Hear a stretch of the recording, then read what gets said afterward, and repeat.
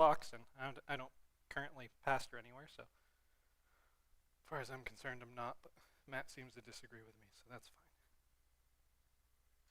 Anyway, this morning, I did give him an actual title and scripture after I told him the title of my message was Matt's preaching this morning. But I don't know about all of you, but a lot of the times I seem to be really good at doing everything except for what I'm supposed to be doing. For instance, this. I managed to mow my entire yard yesterday, and I think our backfield's like 5 acres. Do all the string trimming, absolutely everything. Got a little sun. And afterwards, my wife was like, "Aren't you supposed to be writing a sermon?" I'm like, "Yeah, but I'm being productive, right?"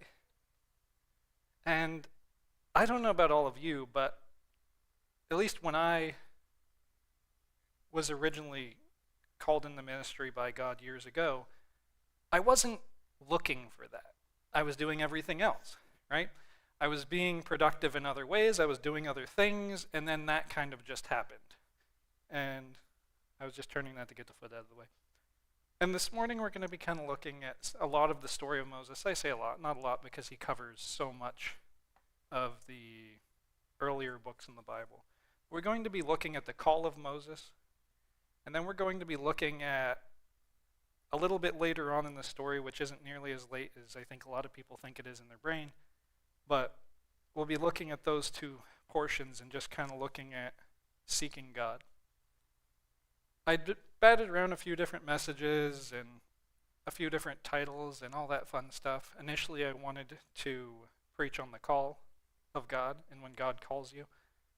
And then I really wanted to talk about, title a message, something to do with like work from home Christianity.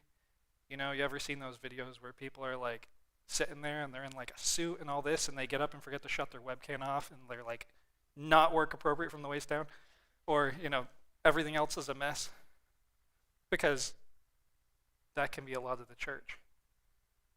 But when going through those thoughts and titles, it kind of ultimately I started writing what we have right now, and right about the time I was finishing it, I realized that the topic of the call was important in a way I didn't remember, because the first sermon I ever preached was on a very similar topic to what we're going to cover here today. And a lot of the times in Christianity, we want a very specific call from God, right? We want that great moment where we hear a booming voice from heaven, like a bright light blinds us, and we just know without a shadow of a doubt this is absolutely God. But I find that biblically, a lot of the times, that's kind of how God gets their attention, right? That's kind of like God's stop and do this moment. And a lot of the times after that, it's much more subtle. And I know for me anyway, I had gone to seminary school. I preached, 6-8 months after I first got saved. We were doing youth messages, and the youth would preach and all that. And I had gone up and preached. And when I was preaching, I remember God dropping it just like in my spirit, like, this is what you're supposed to be doing. I said, okay. Started looking at seminary schools. Nothing made sense. Long story short, I came up to Maine for seminary school, and that's kind of where we're at now. In the story of Moses, he was, assuming most of you know the story of Moses, we're still going to do a brief synopsis just for the sake of it. He was born to basically be killed.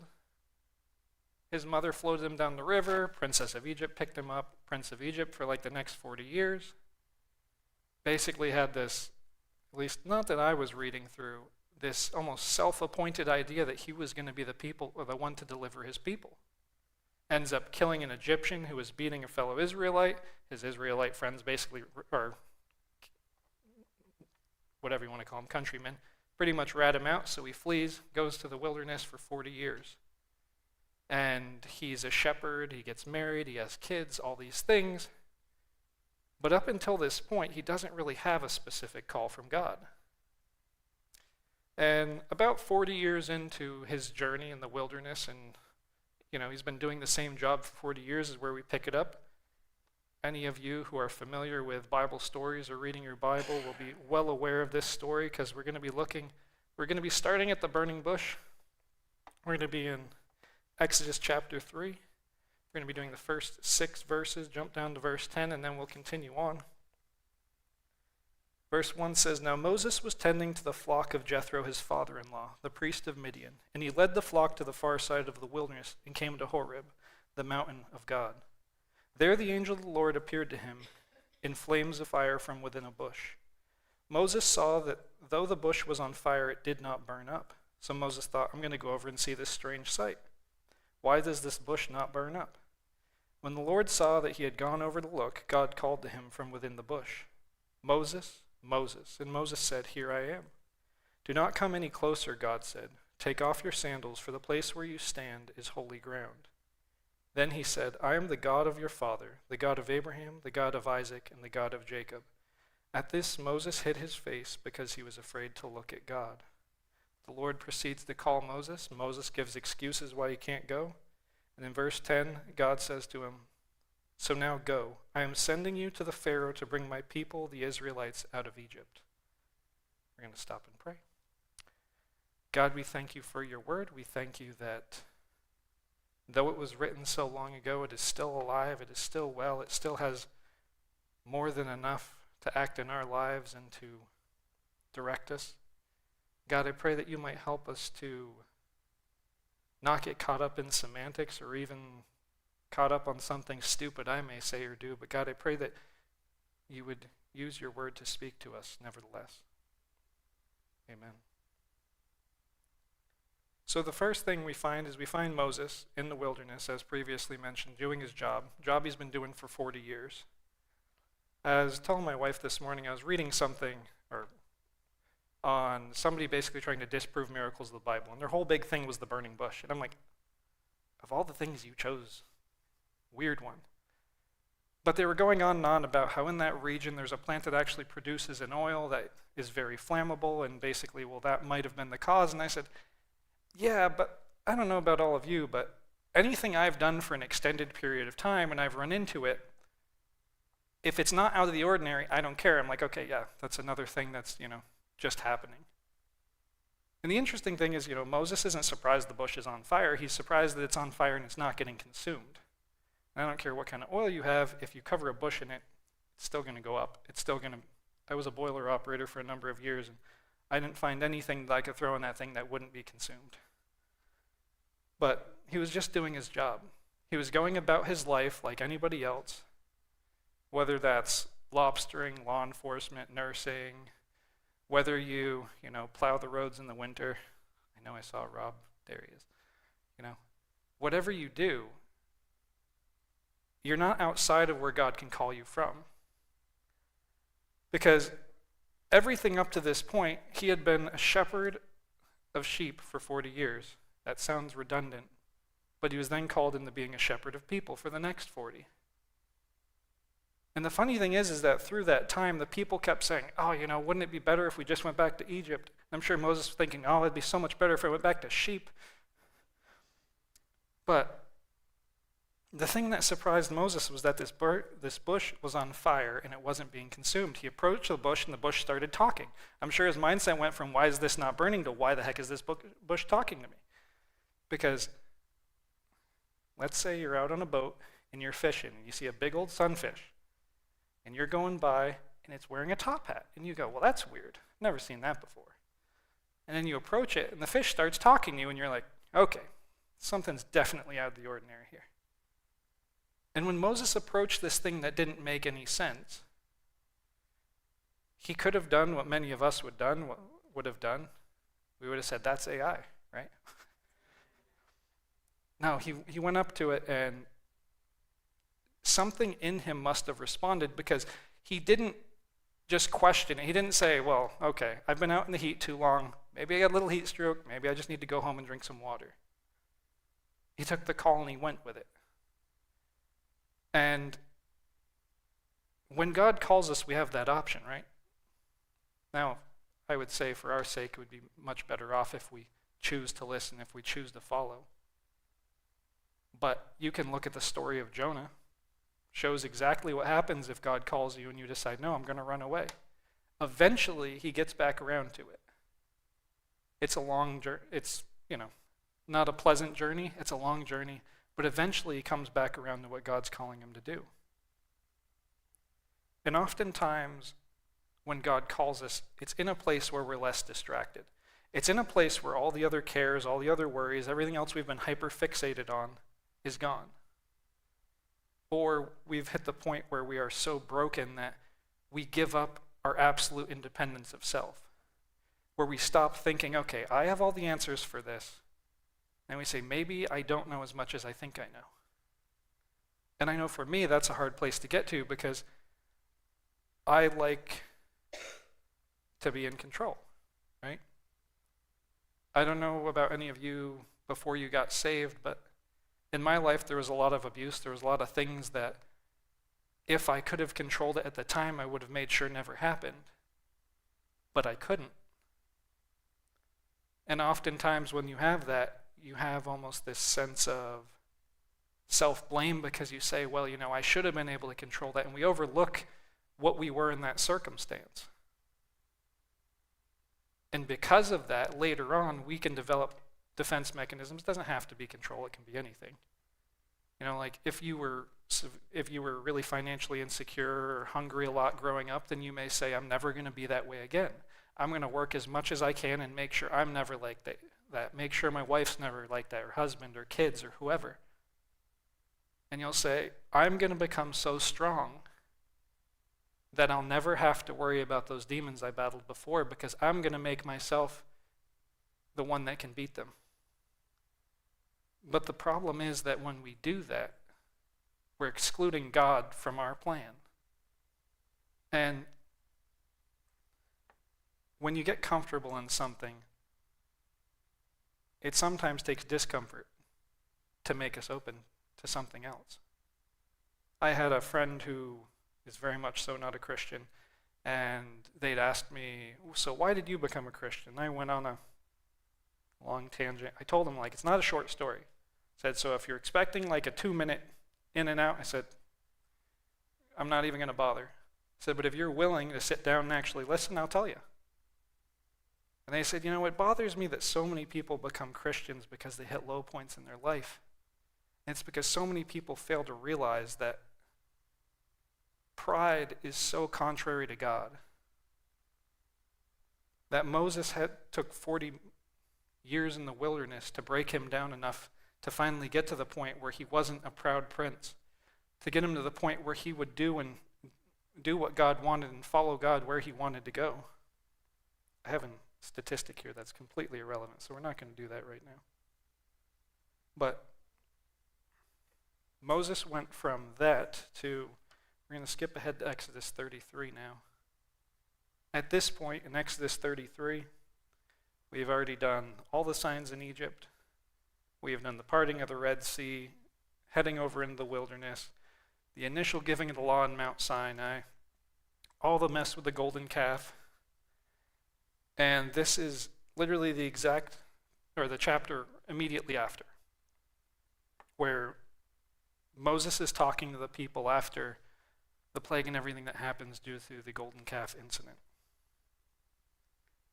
And my question is, why are you seeking God? Because a lot of people will get a promise from God or a calling from God, and that will be their focus.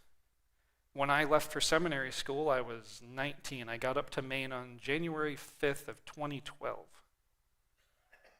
I had never been in a real relationship, and that was something that, I want a wife and kids sort of deal. And so when I left, I went with a promise that basically if I go up, that's something I will, get in the basically fruition of time. Everybody always calls, Bible college, bridal college, because so many people get in and get married within the first year, within 6 months of meeting each other. And January 13th, I got in a relationship, and I was certain this is who God had for me. And because of that, I got so consumed with that for almost 2 years. And it was a very back and forth thing. It was one of those, I was on fire with God, but I was compromising in ways I shouldn't. But I saw it as, well, it's with what God promised, so it's fine. And it's sort of like with the whole golden calf incident, they got out and God had promised them this thing, and they said, well, we don't know what happened to God or Moses, so let's make our own gods. But we're going to pick up Exodus 33, verses 1 through 3. It says, Then the Lord said to Moses, Leave this place, you and the people you brought up out of Egypt, and go up to the land I promised on oath to Abraham, Isaac, and Jacob, saying, I will give it to your descendants. I will send an angel before you and drive out the Canaanites, Amorites, Hittites, Perizzites, Hivites, and Jebusites. Go up to the land flowing with milk and honey, but I will not go with you, because you are a stiff-necked people, and I might destroy you on the way. And that's why I was asking, why seek God? Why are you seeking God? Because if it's for the promise, sometimes God will permit you to have the promise. But if you choose to have it without him, then how long will you possess it? Later on when the Israelites finally go into the promised land, even when God tells them to go and they finally possess it, how long did they really have it before they started having all kinds of troubles? Because they were so focused on the promise, so focused on the material thing that God wanted them to have, or that God was going to bless them with, that that's all they cared about. There were some among them that, the remnant of Israel, as they were referred to multiple times, that God preserved a remnant that was truly after him and not just after the material things. But oftentimes we can get so focused on the promise that nothing else matters. We can justify almost any action because we can look at it and say, well, God promised me this, so obviously it doesn't matter. Or how I get there is less relevant than what there is. You see, it distracts us. Sometimes if we forget who the promiser is and we just focus on the promise, then we can get distracted from the actual thing that matters, which isn't the material possessions. And especially in the West, I can't speak to the East because I'm not familiar with their churches, but our churches, our ministers, our Christians can get so distracted by the material things that the promiser, the God behind it all that they want to preach will bless you if you give money and all this other stuff, that they completely lose focus of what they're supposed to be focused on. Sometimes it becomes so much about the building and the programs and, well, what did so-and-so wear to church today? That it doesn't matter that you're there for God because that's not why you're there. And we had gone down for one of my wife's cousin's weddings and down south, and I had never been to a ministry that I would say really focused on that too much. And seeing it in person, we were just down in Tennessee too, and it's like corporate Christianity nonsense everywhere.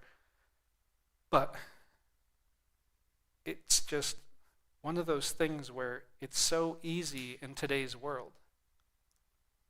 Because if you look at it on paper, right, you have limited time.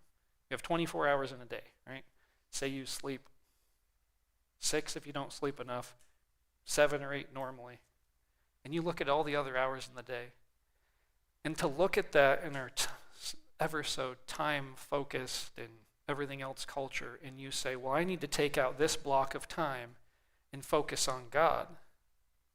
It's easy to say, well, no, I have this, I need to go do overtime, or I need to go do this other thing because God is actually, he wants me to have this.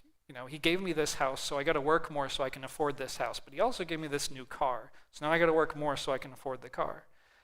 And then we eventually get so far displaced from where God originally had us because we were so focused on the things that we believe God wanted us to have that the God who we claim to be serving is no longer even in the picture.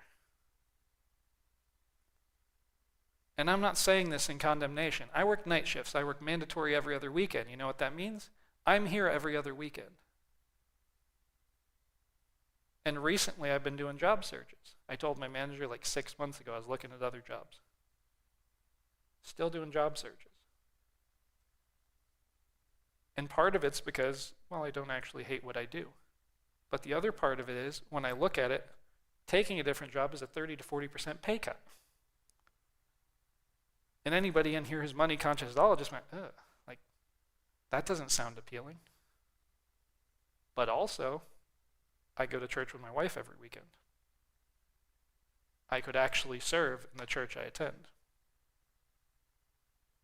And a lot of it you have to look at what matters. Because I can tell you what's keeping me there, and what's keeping me there is, as I said, one, I don't hate my job. But two, I have certain goals. And having goals isn't bad, but the question is the goal what God wants for you? Is the goal just something you've laid out? Something that makes you comfortable? Something that helps you sleep at night because you fail to find peace in the one who gives it to you? We're going to continue on in Exodus 33, 7 through 11. And it says, "Now Moses used to take a tent and pitch it outside the camp some distance away, calling it the tent of meeting. Anyone inquiring of the Lord would go to the tent of meeting outside the camp. And whenever Moses went out to the tent, all the people rose and stood at the entrance to their tents, watching Moses until he entered the tent. When Moses went into the tent, the pillar of cloud would come down and stay at the entrance, while the Lord spoke with Moses. Whenever the people saw the pillar of cloud standing at the entrance of the tent, they all stood and worshipped, each at the entrance to their tent. The Lord would speak to Moses face to face as one speaks to a friend. Then Moses would return to the camp, but his young aide Joshua, son of Nun, did not leave the tent." Disclaimer, that's not related to this. I have 2 pages of notes. I normally preach off about this much. If, for some reason, you have to leave early, I don't think I'm going to run that long, but feel free. I will not be offended. But the next question I bring up is, why are you worshiping God? Because in this passage we see that Moses would go out to meet with God, Joshua would go with Moses, and everybody else would come out. Why? Because Moses did. And then when Moses was in talking to God, everybody else would worship. So my question is, are you worshiping God because everyone else is? Because at that point, it was the community thing to do, right? Do you worship God in private, or is it just a when you're here thing? Is it a condition of your heart, a position of your heart, something that you do not only when there's a song service going on, but something that you do in private? And it doesn't have to be a whole big, you get somebody else with like a guitar up in front of you or any of that. It doesn't even have to have music. Sometimes it's as simple as just waking up in the morning and thanking God for giving you breath, for thanking God for, keeping your children safe, or your wife safe, or your husband safe when they get home from work. It doesn't have to be a big ceremonious thing. It's just a general attitude that we carry with us. And do we worship God because the right people are present? Does Moses have to walk up and go to the tent for you to say, oh yeah, it's worship time now? Does it have to be a Sunday for you to say, okay, it's worship time now? Do they have to say, can you stand for the worship service now? Or is it something that you've just baked into your life? I will say on the prayer front especially, if you pray regularly, if you don't, this is probably more applicable. If you've ever said, I'm going to start praying every day, the very beginning is very hard. You will go and you'll feel like, wow, I'm burning. Honestly, 5 minutes will be a long time probably. And you'll feel like, okay, well, I don't even know what to say. But the more you do it, it's sort of like when you first go on a date, right? If you ever talk to my wife, this will be the opposite, because I just verbally vomited on her on our first date. But a lot of people get nervous, right? They clam up, they don't say much. As I said, I did the opposite. I'm weird, it's fine. But she came back, so yeah. But sometimes it can be difficult. Sometimes you'll be praying and you just feel like you're talking to the wall or you're talking to the air. Sometimes you just got to pull out the Bible and, just say, God, I don't really feel like you're hearing me right now, or I feel like this is just going through the motions. And that's okay. Not that it feels like that, but the fact that if you ever hit that point, it's okay. You're not the only one. We've all been there. If anyone hasn't been there, they're probably a new convert. I only say that because like for the first, 3 years, wasn't hard at all. And then I really hit a wall with some stuff, and life really kind of kicked me down, and I was like, okay, I get it now. Now this is a little more difficult. Now you can pray and feel like maybe there's nothing there. Because faith is not always the absolute assurance. Faith is the hard days as well as the easy days. It's kind of like marriage. A relationship with God is an intimate relationship. And there will be hard days and there will be easy days. If you don't believe me, read through basically the chapters we just went over or skipped through, and you'll see that there's times where God's like, why did you bring these people out? Why did you call me? Why? Call anybody else, literally anybody else. Have them deal with these guys. I don't want to. But that's life, right? That's our human experience. That's why we can relate to people that aren't closed in the four walls of a church. Because we're not these ascendant beings that are holier than thou and better than everyone else. It's because we're still living this human life. We're still having these human experiences. And in this passage, it doesn't really specify who stayed out and worshiped once Moses left. It just says Moses went in the tent, everybody came out, praise God, Moses left. The one thing it did say is Joshua didn't. It said Joshua didn't leave the tent, even when Moses was done. Because Joshua wasn't there because Moses was there. Joshua was there because God was there. And that's the reason we worship. That's the reason we gather here. We're not here, but it is nice to have a church family. You guys are the only family I have in this state. Well, aside from family I'm married into, but sometimes they're questionable, so it's fine.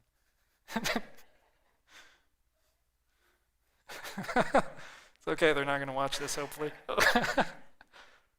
They would agree, so. But if we're here for a reason that isn't God, I'm not saying don't show up. Because as I said, we all have those weeks, right? We all have those days where we're just not feeling it.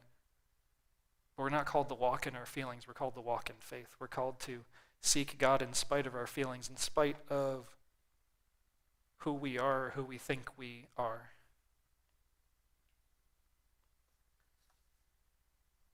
We're going to jump a little further down to Exodus 12 to 15. Oh, still chapter 33, just to clarify. Sorry. And it says, Moses said to the Lord, "You've been telling me lead these people, but you haven't let me know who you will send with me. You've said, I know you by name, and you have found favor with me. If you are pleased with me, teach me your ways so I may know you and continue to find favor with you. Remember that this nation is your people." The Lord replied, "My presence will go with you, and I will give you rest." And Moses said to him, "If your presence does not go with us, don't send us up from here." Which I'm sure every other Israelite in that camp would have disagreed with, or pretty well, in the sense that they're like, we don't want to stay here. Because Moses' mentality wasn't, oh yeah, we can just go up to the promised land. His mentality was, God, even here in this barren place, even in this place of discomfort, even in this place where it's just hot and dry and we don't even know where our water's coming from half the time, even if you're going to stay here for a while, don't send us somewhere else if you're not going with us. And a lot of the times we don't like the discomfort, right? I haven't looked up the root word of discomfort, but I know comfort means something, that's comfortable. So I'm assuming discomfort literally just means uncomfortable, opposite of comfortable. It's not saying this is comfortable.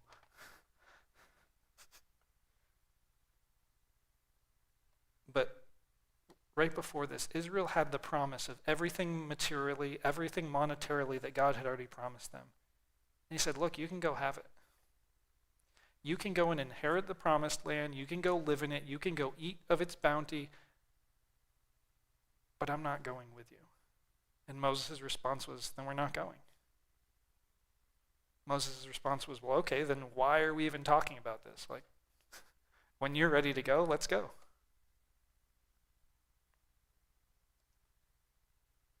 And is that our position? When we're in the middle of heartbreak, when we're in the middle of a disappointing season, when we find ourselves without a job or perhaps the death of a family member, that's something that, we've had recently at this church. Something I deal, well, not the family member part, but death is something I deal with on a very regular basis in my profession. And is it our position that, God, even if it means we have to stay here in this broken state for a while longer, if you're not going to take us out of it, then we don't want to leave it? Or do we say, God, I know that you don't want me to go, get drunk to numb the pain or use drugs or chase women or whatever it might be, but it'll make me feel like I'm not in that place anymore. It'll make me feel like I'm in the promised land. It'll make me feel like I'm not at that point of helplessness that I don't like being in. I don't know anyone that likes feeling helpless. This morning, totally irrelevant, slightly sadistic, but you get why I'm going there. We have a cat. Okay, end of story. No. No. And for some reason she likes to lay on the floor and touch you. Doesn't matter what, just be a foot or whatever. I was laying on the floor and she laid down with her head right up against my foot. And you ever have those things that I've heard psychologically referred to as the call of the void, where you stand on an edge and your brain goes, what happens if I just jump? My brain went, what happens if I just I know, as I said, sadistic, right?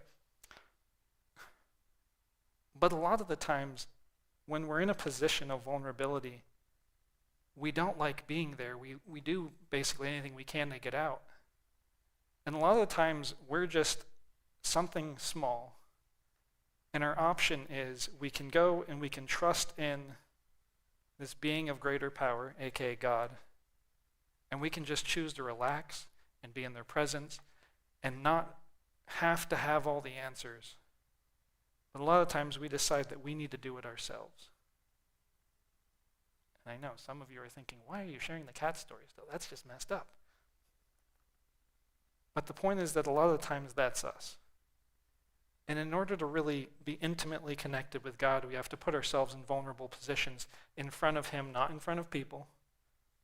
It does say, confess your sins one to another, but I would say, make sure you know who that is before you do that, because a lot of the times, things that, let's just say, are told in confidence end up places they don't need to be when people were just trying to heal or get past it.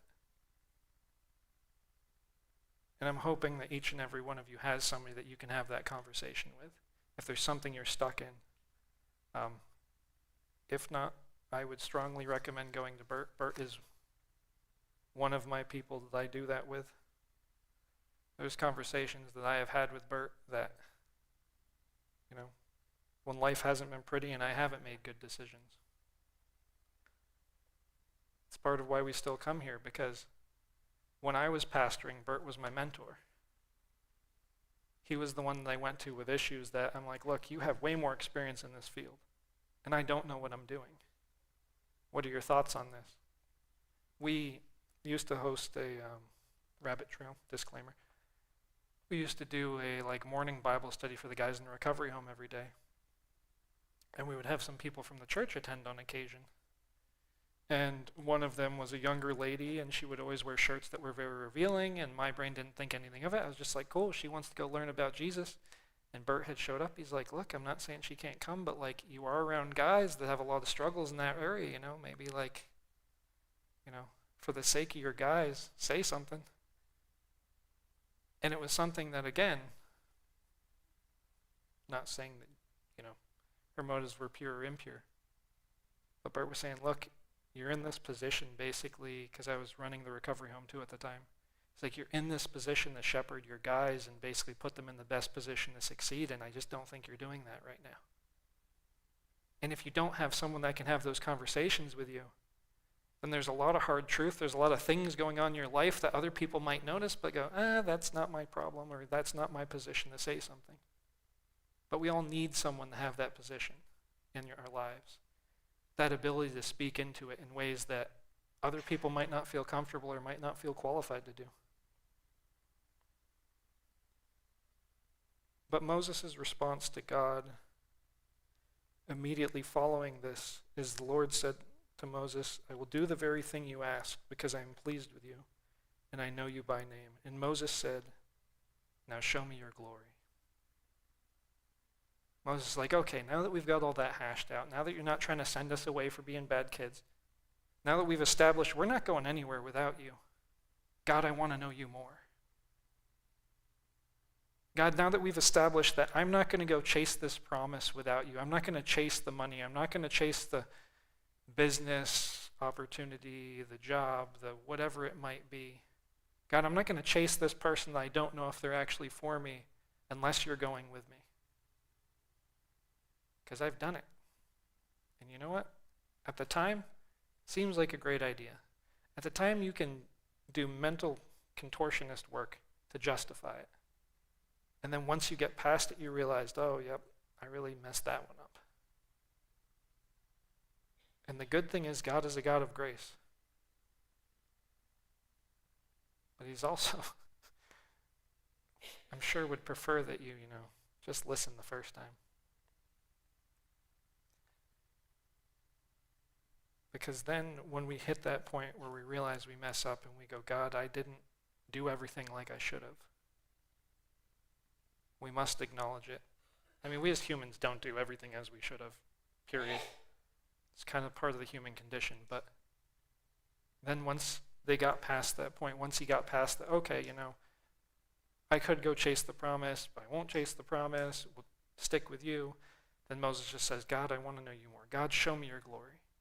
God, take me to places with you that I've never been.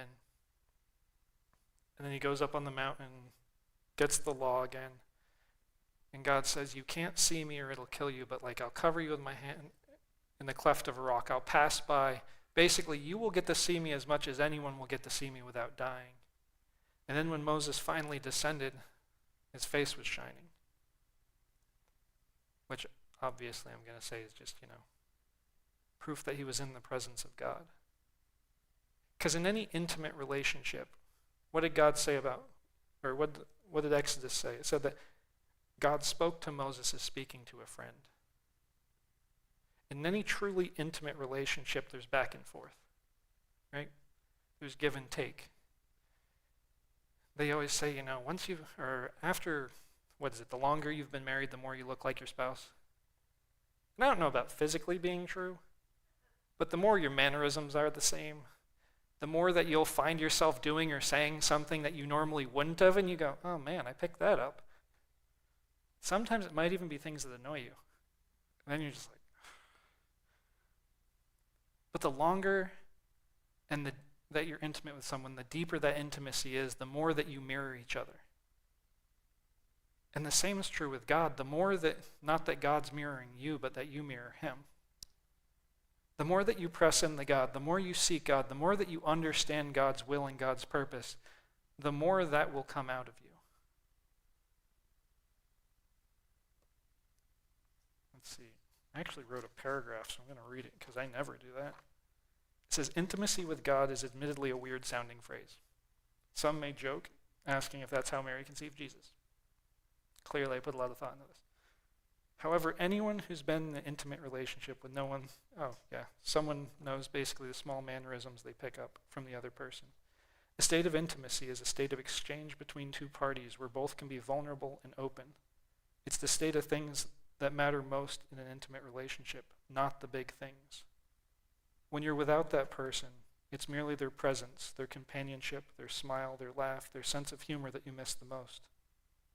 Similarly, when we are without God, it's the things that we may not notice right away that we miss the most. We miss the love, the joy, the peace, the patience, the kindness, the goodness, the faithfulness, the gentleness, and ultimately the self-control that comes out of a deep relationship with God. And too often we don't realize that we've lost that intimacy until it's quite a bit later than we would have preferred.